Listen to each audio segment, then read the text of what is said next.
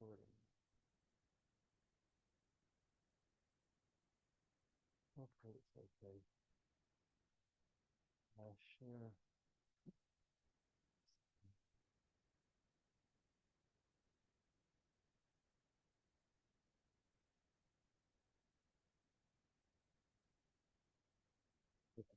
So, so you got this paper.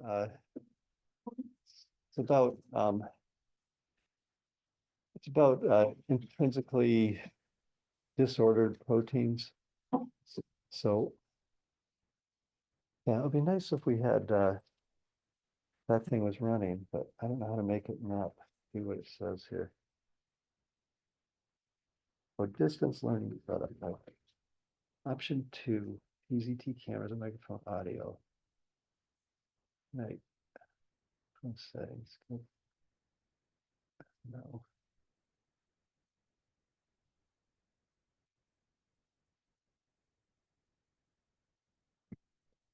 Set distance. Set by default. Settings.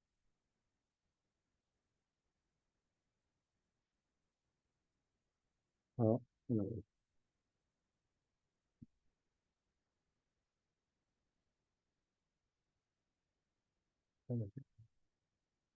Anyway, so well, let's see. I do have them.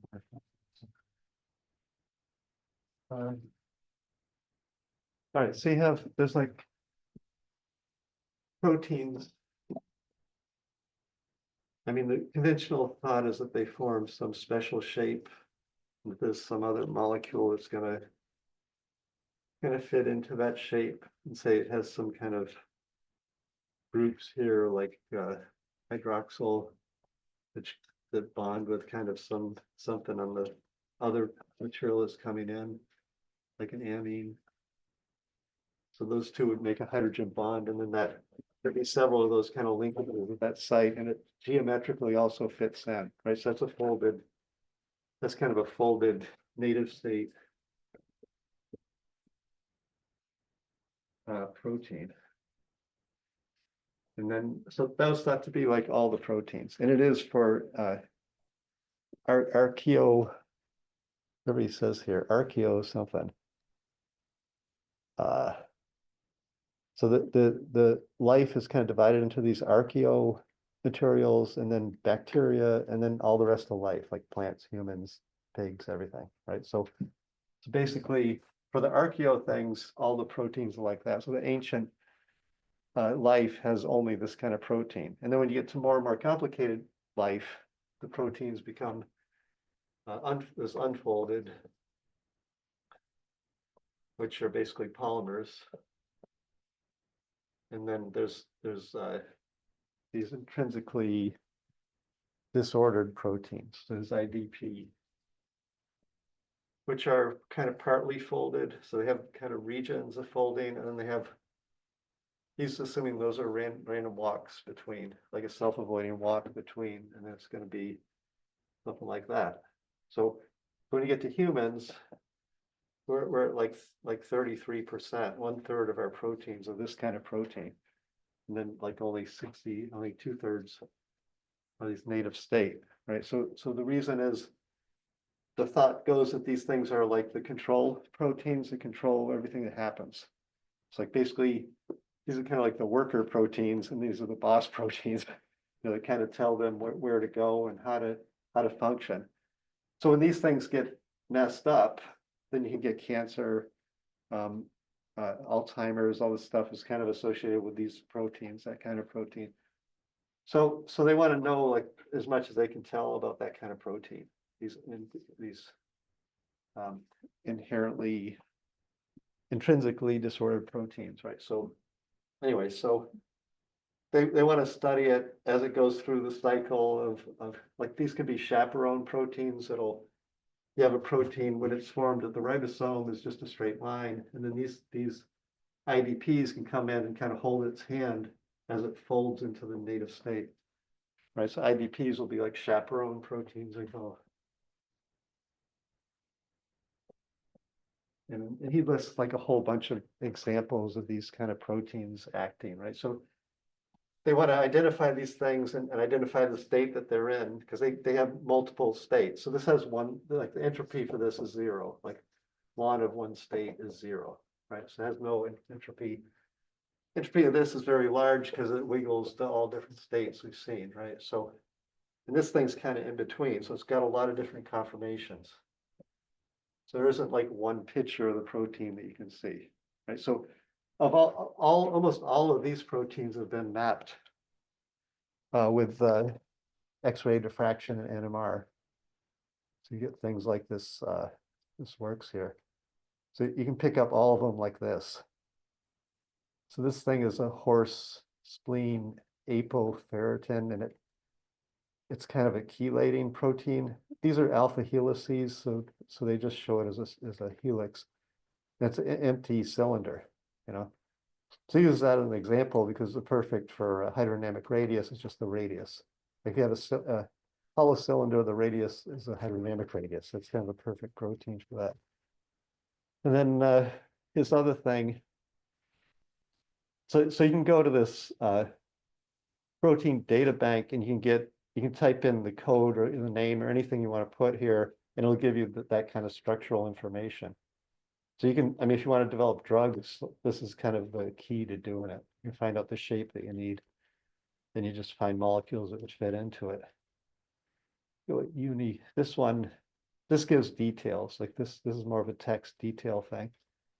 So you can go to, these sites are linked there, so you can kind of, if you want to play around with it, it's kind of interesting. So anyway, so that's kind of where this is. So he's trying to get the size of this thing, and he's using this technique called fluorescent correlation fluorescent spectroscopy. GLM? No, not GLM. That's his model. What's the thing for fluorescent? FCS, fluorescent correlation spectroscopy. That's what I said, I guess. But this is kind of an odd thing. Like we had, yeah, I could really use that thing today. So I should have called up.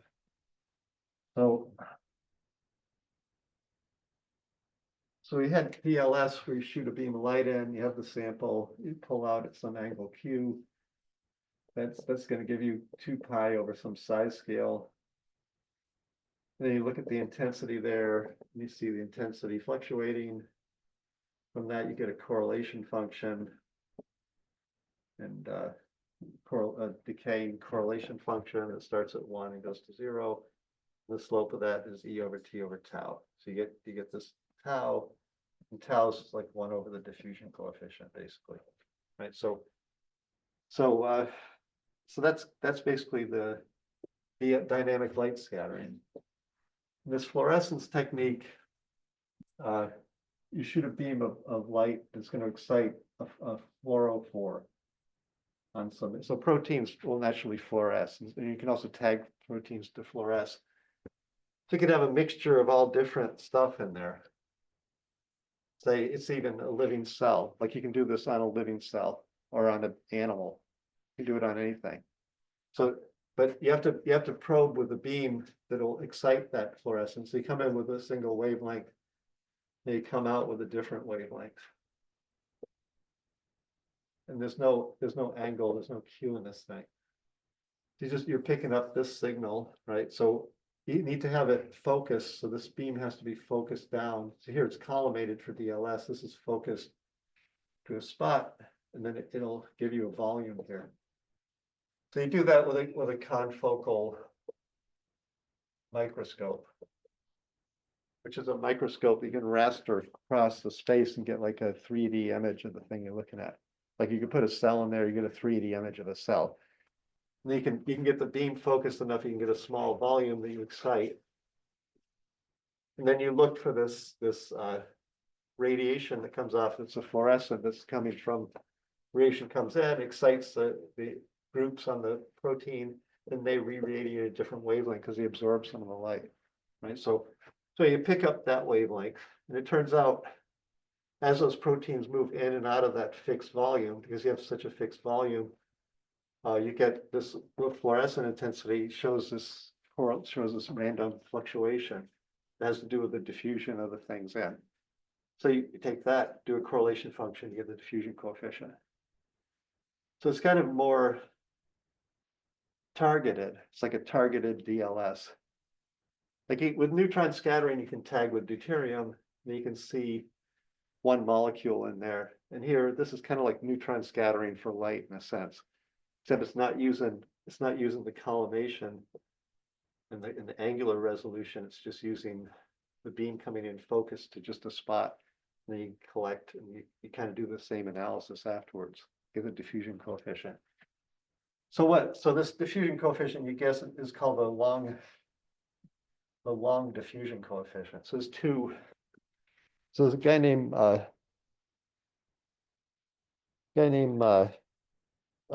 Fixman.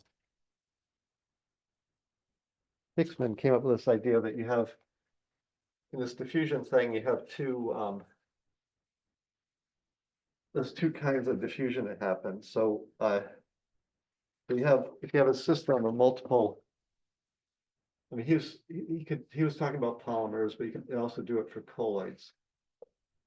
You're in a system like that, and then this thing's diffusing. So the initial diffusion is a slow diffusion. So it's basically like before there's no interaction between the particles. It's just as if you had one particle alone, and then the drag of the liquid on it. There's hydrodynamic interaction, but just of one. There's no pairwise interaction. So that's a let's see, is it D short? This isn't slow, it's short. And it's a slow it's a faster diffusion. Sorry, it's faster than the D long, which includes all that other stuff. So when you include all that other stuff, you need to account for the hydrodynamic interactions, and that's going to use this Ausseen tensor in the simplest case, or it'll use this other thing that he talks about. So he's got like everything in here. He doesn't give any details of the stuff, but he gives the names of everything. The Rotany, Prager, Yamakawa. So Yamakawa is the guy that kind of did this in the end, but these guys, Rotany, Prager did it first, and then Yamakawa wrote a book. So Yamakawa's book is actually on the webpage, so you can get his book. But RPY is what that thing's called. So they're both pretty complicated math things where you're going to look at the tensors for interaction between like every particle in a polymer like I and J, and then every other particle like K and whatever M. And then you're going to have all the pairings of all the things and how the fluid in between mediates the connection between them. It's complicated, right? So the bottom line is that the Ausseen tensor can't do Brownian motion. And the RPY, if you modify it, can do it. So everybody kind of uses this RPY. In the end, the simulation guys just push a button that says RPY or Ausseen tensor to deal with this kind of interaction, because they don't, basically a plug and play thing. It's written into the code, right? So if you need to include the hydrodynamic interactions to get the right hydrodynamic radius out of this thing. That's the bottom line of that. Let's see. So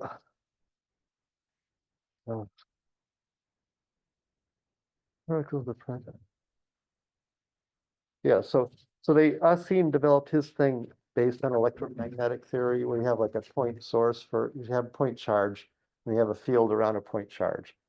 So that's why he's dealing with one particle. And the others will deal with like dipoles and multiple poles, like how many interacting polar things. So there's a direct link between the math of hydrodynamic interactions and this business of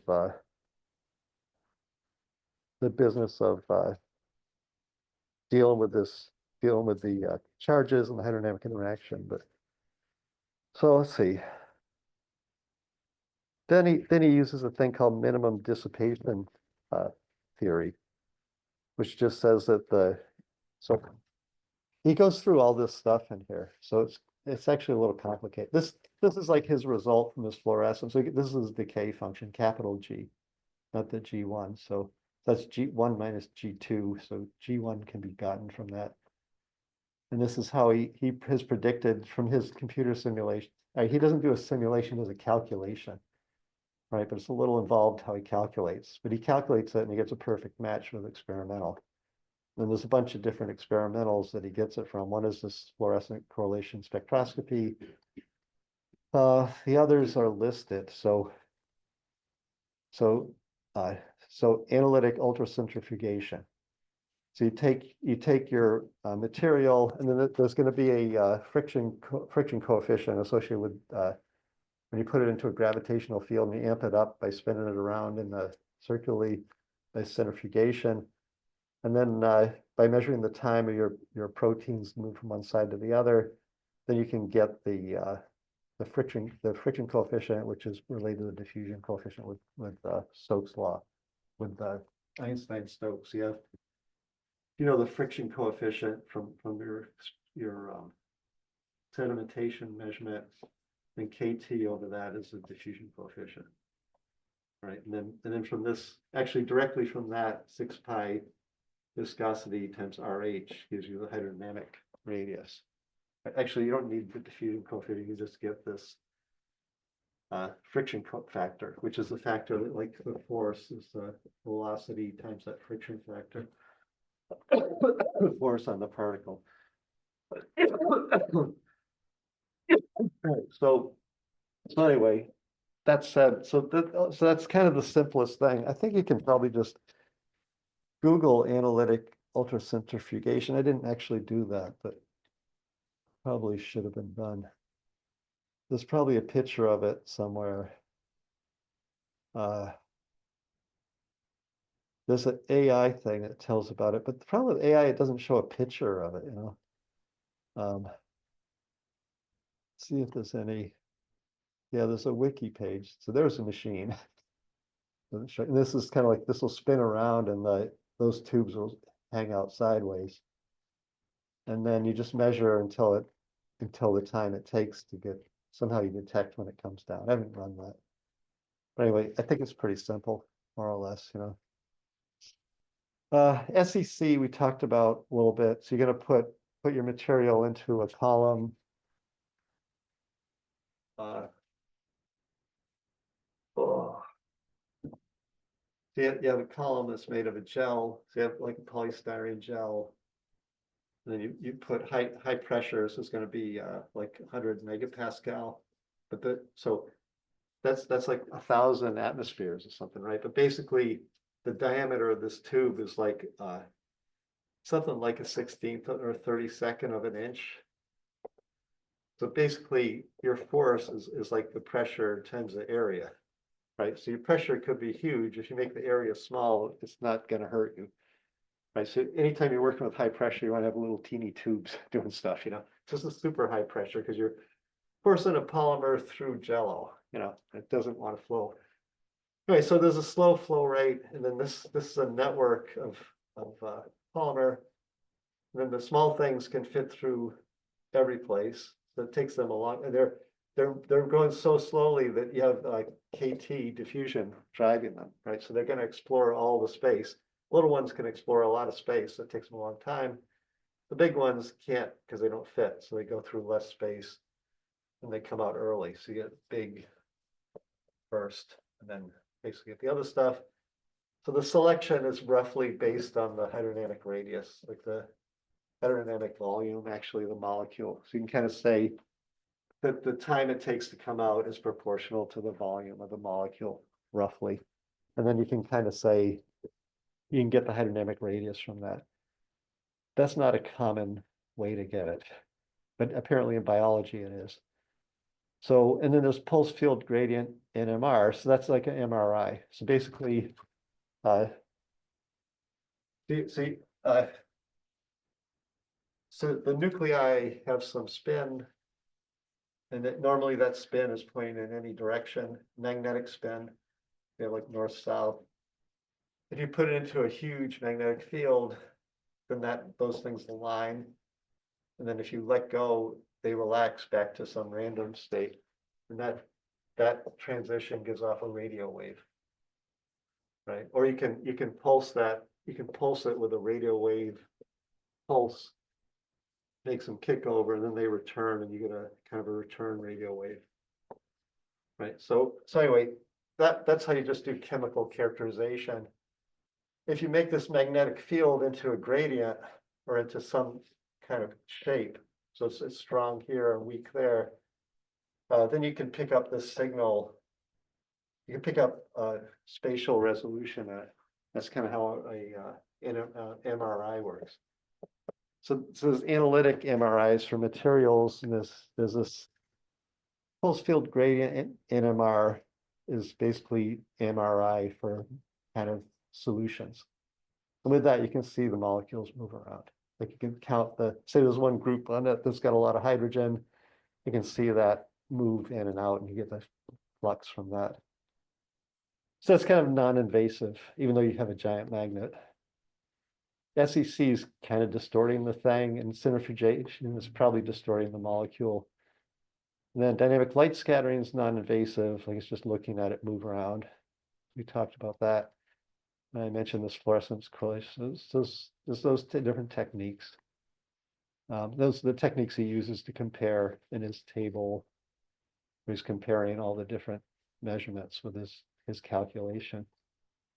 So, and then there's also small angle X-ray scattering, where people have correlated rates of gyration with hydrodynamic radius, which, I mean, it depends what the object is, right? So for a sphere, that works great. But for a protein like this, anyway, somebody claims that they can do it. So he uses that data also. So yeah, there's a lot here. And then he goes through all the simulation techniques people have done. So you want to calculate say you have a random protein of this disordered type, and then you want to know its size. We can simulate it with Monte Carlo, the weighted flip the coin thing. You can do a molecular dynamics simulation. So these all take a lot of time, because if you want to do it right, you have to include the hydrodynamic interactions. So you can ignore the hydrodynamic interactions, get the wrong answer, or you can include that there's like water all around this thing. And then the flow of the water, each water molecule is going to connect to another one. Right? So this is the hydrodynamic interaction, like how the motion of one particle translates to two through the water. It's complicated. And it's not just 1 and 2, it's also 3, 4, up to 1 million, up to infinity. Right? So if you calculate all those, like your computer smokes, it's not going to work, right? So you can't get a good estimate. So he's saying like you can't do these things, partly because also there isn't one structure you're looking at. They flux all the time, so you're going to get so many different structures. It makes it impossible to calculate or to simulate. So he's looking for something that's fast, quick, and dirty, where he can just get a number out that looks pretty good.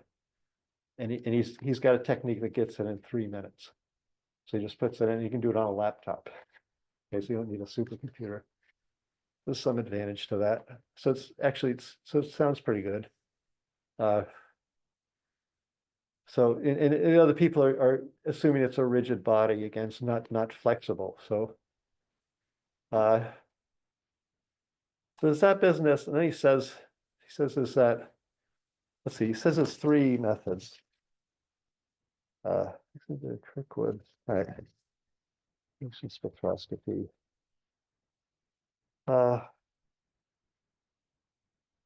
Structure. Oh, all right. So, all right. So, let's see. Where are the methods that he said? It's listed here.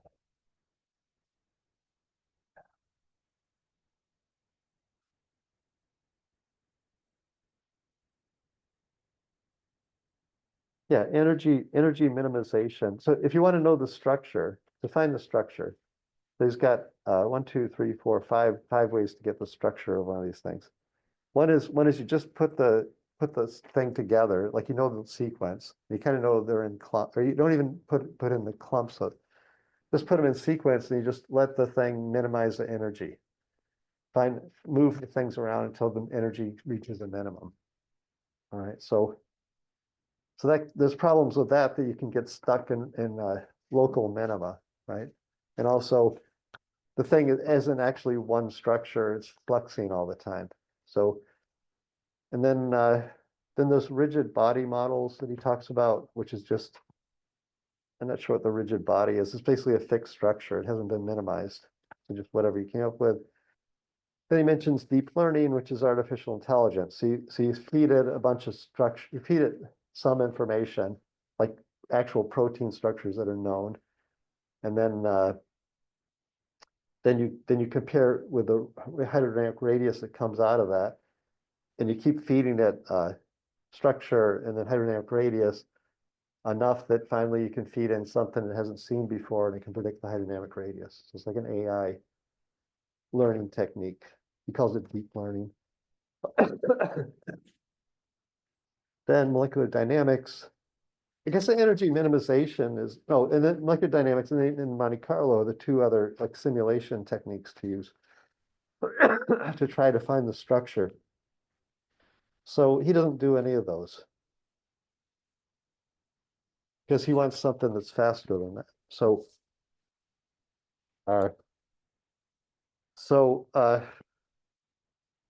let's see, the Fixman thing I talked about. Anyway, but with the Fixman, there's a short and long diffusion coefficients. Only the long one is measured. This first independent particle diffusion coefficient is kind of easy to get, but of no use because the long one is what people want. But anyway, in the end, he says that someone says that the difference between the long and the short, which you'd think they make such a big deal about it, but the long is proportional to short by this HI term. And the HI term equals like 0.8. So it's like they're almost the same number, right? So whether or not that 20% difference makes much difference actually is a little bit I wonder if that's really worth how much it's worth talking about. But let's see. So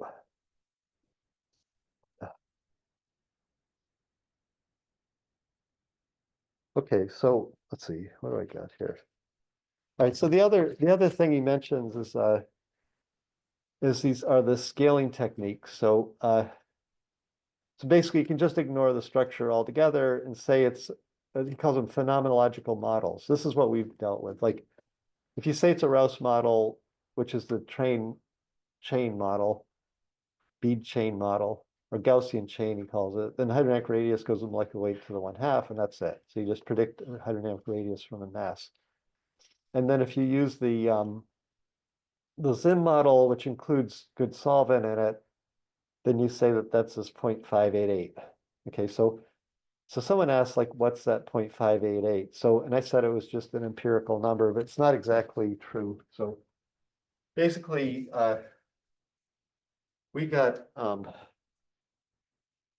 that the mass and the size go with 5/3, right? So that's 3/5 is 0.6. If you go into the nu equals RH, then that's 0.6 for good solvent. Then they did molecular dynamics simulations, and they come up with this 5.88, right? 0.588. So this is an MD observation. And experimentally, the 0.6 is pretty good, you know. So so this comes out to what, 1.66. And we looked at the data, I think we got 1.72. This 5.88 gives you, I think, 1 over 5.88 is. They're all about the same. I mean, oops, let's see. Comes out to 1.7. 1.70. So So of those three, you can kind of pick one. But if you're doing computer simulations, which is where he's coming from, then you choose that one because that's the one you're friendly with. So that's why he says 5.8, 0.588. So when you see that, you should just read it as 0.6. I mean, that's just the computer version of 0.6. What approach the SACS thing. And then their methods, of course, grain model, and some other people have done it. So so what he's going to do is take so he's got a sequence of events he's going to do in here.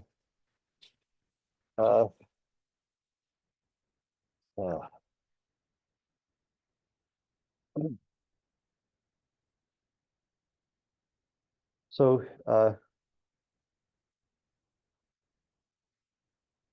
he's gonna, let's see. He lists them here. Influence acid are right. Where does he list them? He lists them expanded here, but split into 4 stages here. So selection of domain boundaries. So what he's going to do, he's going to take this. So he has some sequence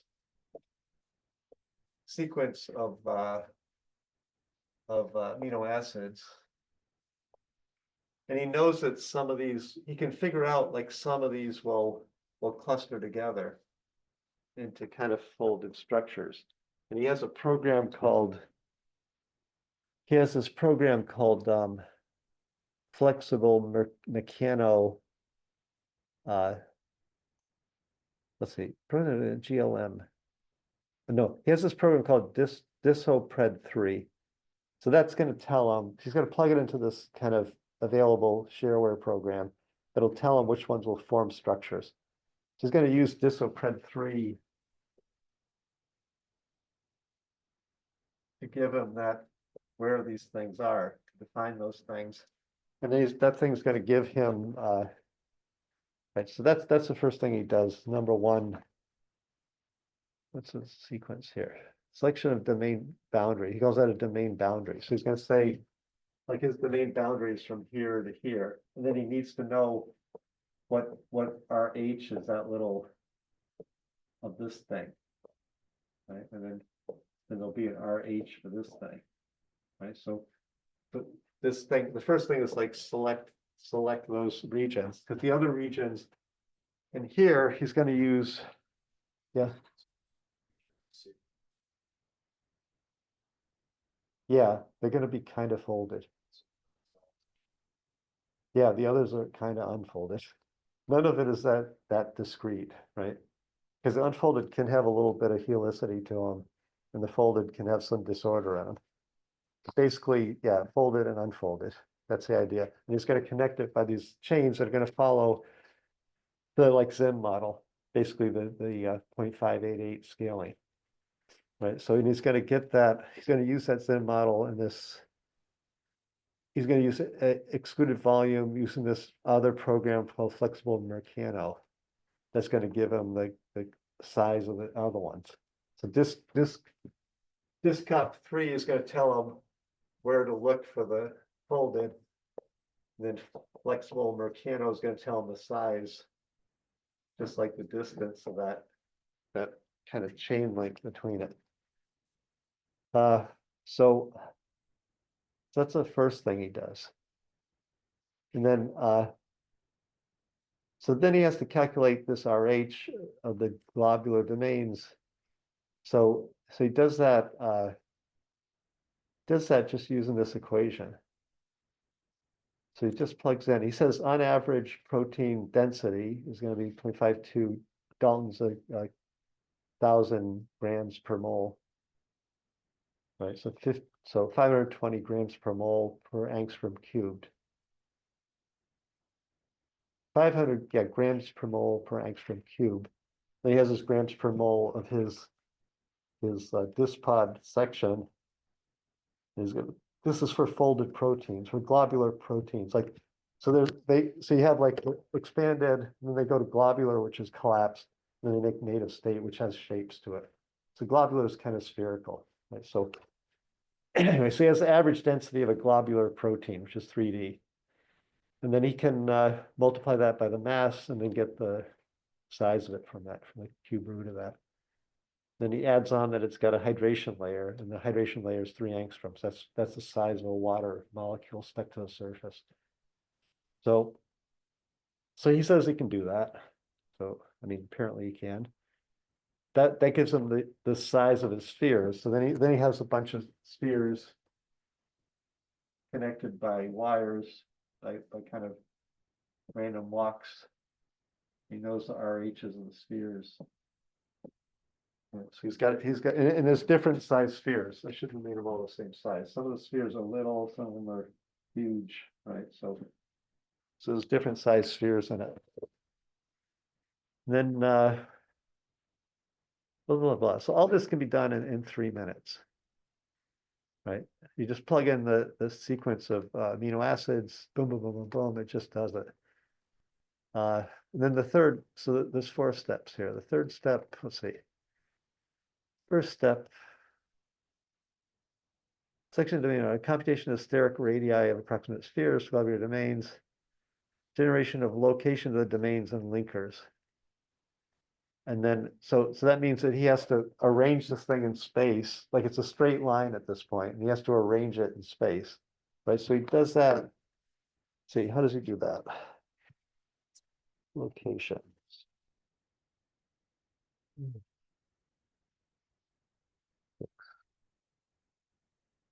Oh no, there's a 7 there. How does he do that?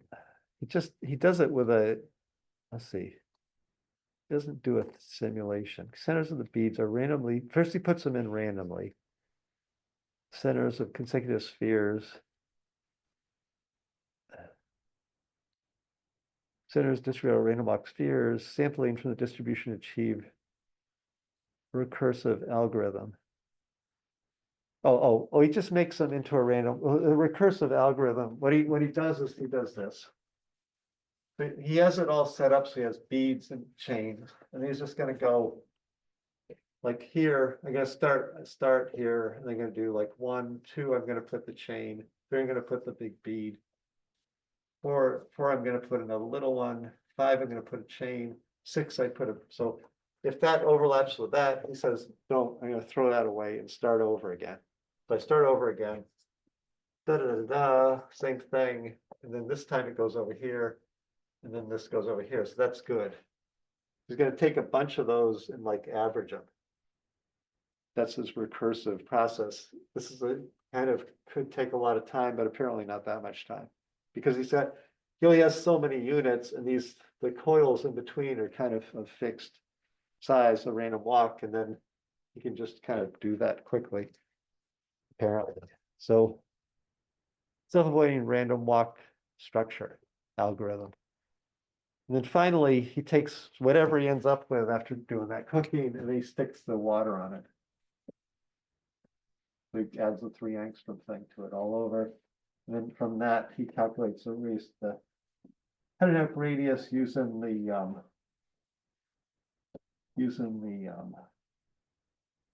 whatchamacallit equation. The Kirkwood-Reisman equation.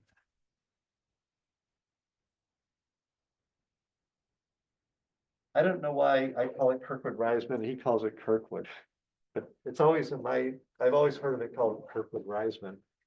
It's a sum of like 1 over RH would be the sum of 1 over the RIJs of all the components in it. So it's a harmonic mean. Right, so it's going to give you, so the small things are going to weight it more. If you have a 1 here, that's the biggest thing you can have. And if it's 1,000, that's the smallest thing you can have. So it's going to weight the Kirkwood-Reisman weights the small things more, versus RG is going to weight, so R minus R center squared over n, that's going to give you the bigger things matter more. The bigger distances matter more for RG. The smaller for so RH doesn't equal RG. Like they wouldn't really go with each other. That's a normal mean of a square. Okay, so and then so he does that, including hydrodynamic interactions. Okay, this is a mess here. Time we got time. Oh, so he's got these things here. So he's got, all right, so he's got this U, where is it? UI equals mu times Fj. So Fj is the force on a particle, on a bead. This is a mobility coefficient, he calls it, and that's the velocity. Okay, so we have this equation. So he has let me see, ui equals sum of mu times f wherever. F, right? And then this is mobility. We have the velocity times the friction factor equals the force. Right? This is the velocity. Right? So basically, we know the friction factor is 6 pi viscosity times RH for Stokes' law. So his mobility is really like 1 over the friction factor. The friction factor is RH. We expect like the mobility to be like 1 over RH. Right? So that's kind of, this is for one particle, this is for a sum of particles, and it's using this mobility thing. So to get the mobility, so he says that he makes an A matrix of between the mobility that connects particle 1 and particle 2, or bead 1 and bead 2, is this Aij. So each of the 2 beads, so any 2 beads you can pick, and there could be a lot, will have different mobility connecting parameters between them. So that means you're going to have, in terms of this friction factor, turn the velocity, you're going to have like one of these friction factors for each pairs of beads. So you have a tensor for it, which means you have so the mobility tensor is related to this tensor A, and 1 over A gives them B, and then B. So B would be like our friction factor, except a tensor. If you sum up all the B's, you get the hydrodynamic radius, which gives you kind of the same thing we had, like mobility is 1 over RF. A's mobility in tensor form, and then B is 1 over A. So that's basically the friction factor, which is proportional to RH.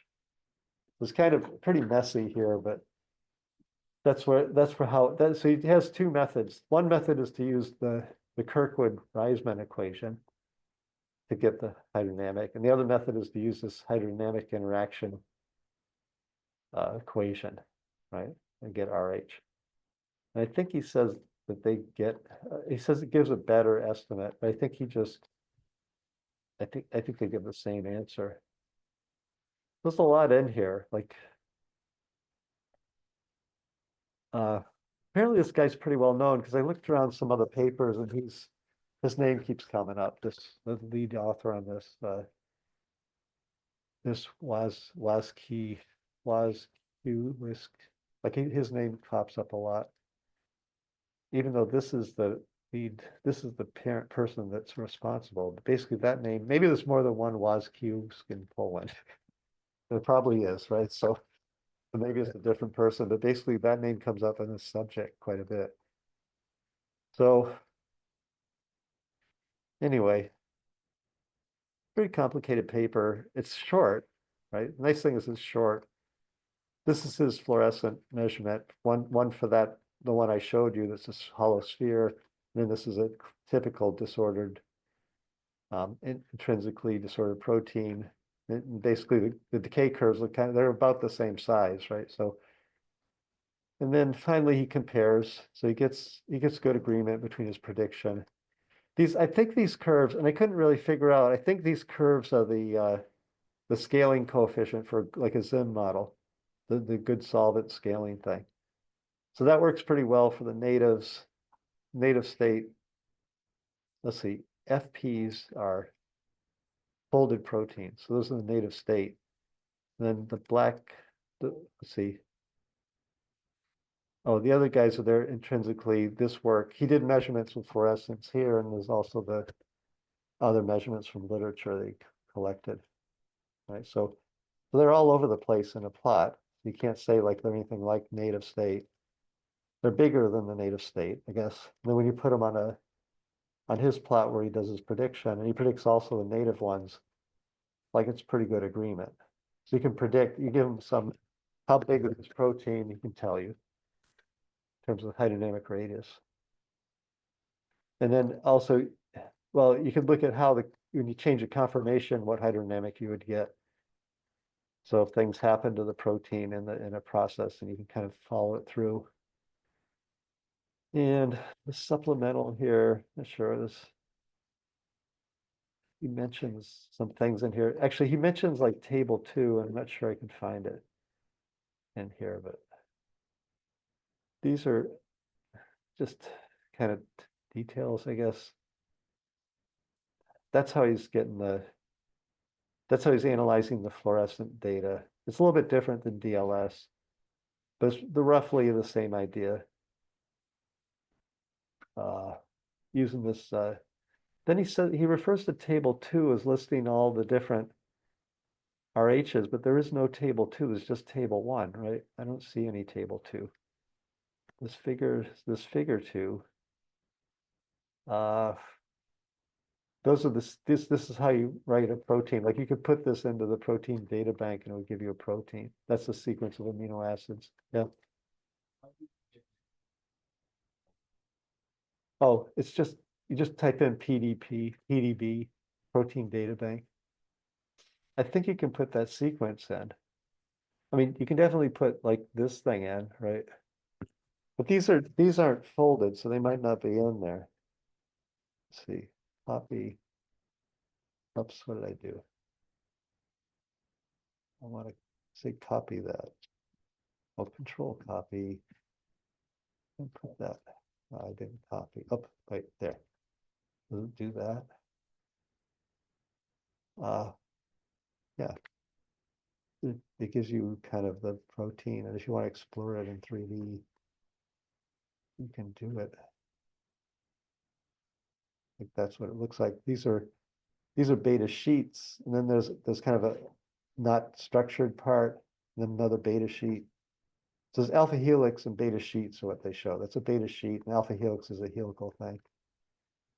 And then this UniPro, this will give you details of that thing, I think.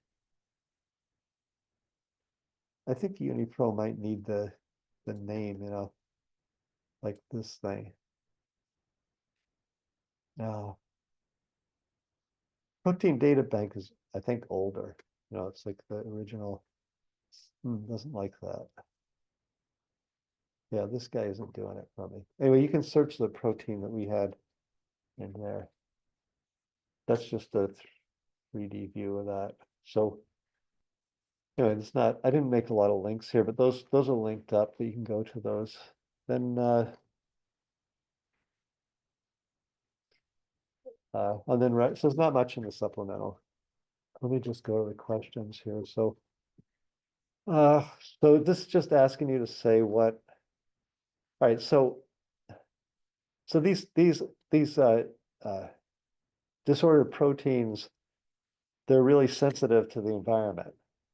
So this is where you can have like 2 identical twins, and they're separated at birth, and they grow up and they're like different, even though they have X totally the same, because one of them ate kielbasa and the other one was a vegan. It's like the chemicals that they took in and the pollution in the air that changed who they were, because these unfolded proteins guide, so the genetics decide what is made, but how it's actually used and functions like is different depending on your environment.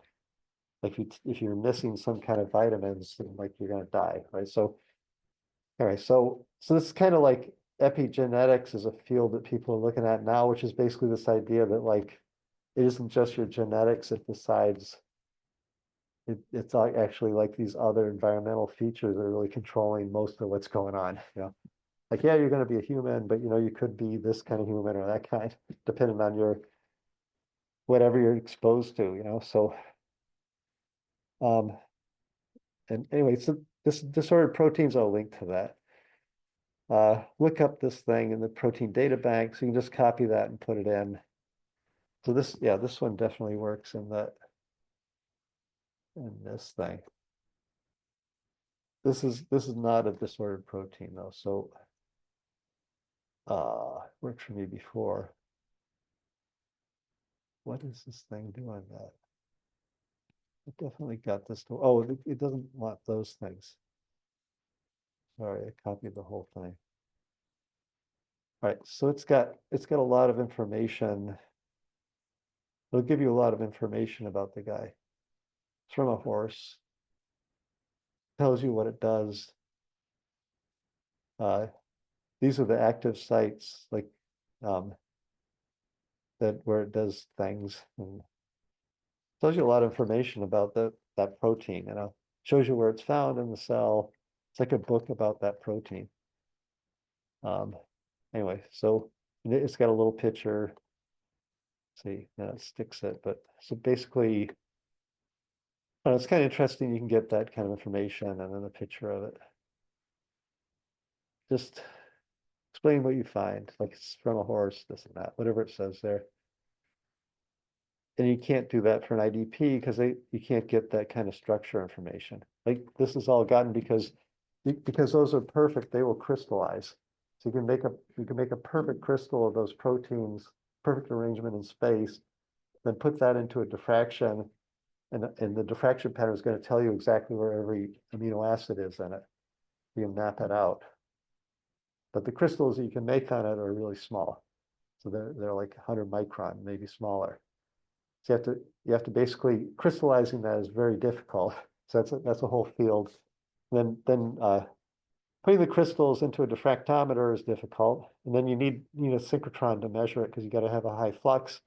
And the protein burns almost instantly when an X-ray beam hits it. You have to have a pretty specific measurement where you zap it, get the pattern, and then it's gone, you know.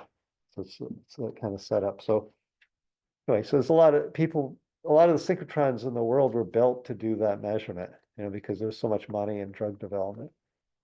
But you can't do that with IDPs. So the only thing you have are these kind of loosey-goosey analytic techniques like DLS and this fluorescent thing that don't give you a structure exactly. Harmonic mean. So I mentioned that harmonic mean is going to give you the small things weighted more than the big things. And it's different than the calculation of radius gyration. So if you have monodispersed, they end up with the same answer. But if you have polydispersed, that's not true. And if you have a structure that's changing, then it's not going to have the same numbers. And then do that calculation for a rod of 5 beads separated by 1 unit distance. Calculate the RG and RH for them. So just the positions, the separation distance squared, and then the center of mass. So for a 5 bead, the center of mass is middle.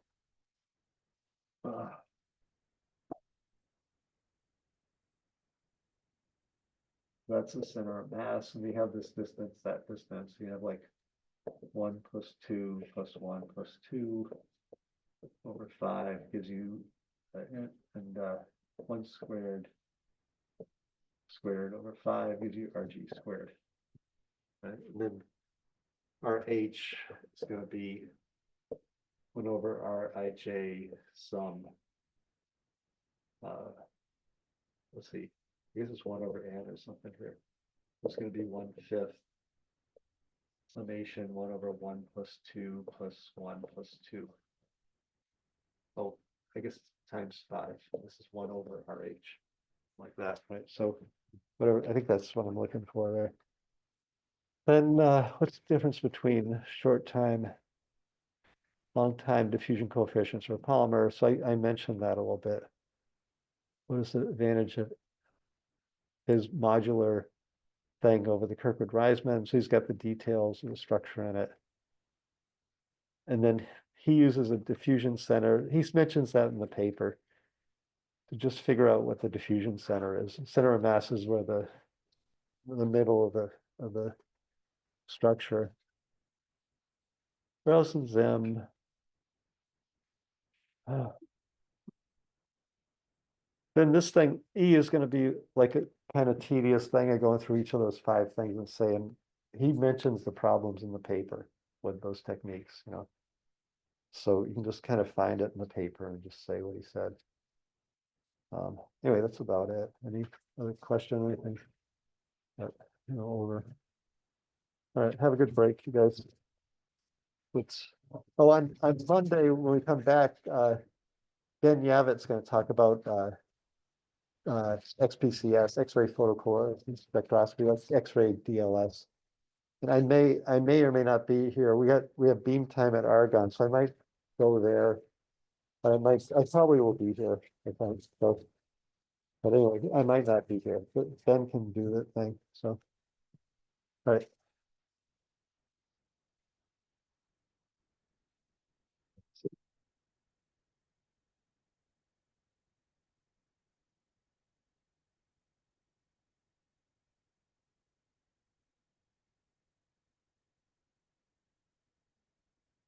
No, a week from Monday. Yeah, like after break. Yeah, So. yeah, 2 weeks. It says Monday, but in 2 weeks. Yeah, but. Yeah, I know, I put the wrong, yeah, I put the wrong date on. Yeah, it should be a week from Monday. I'll try and fix that.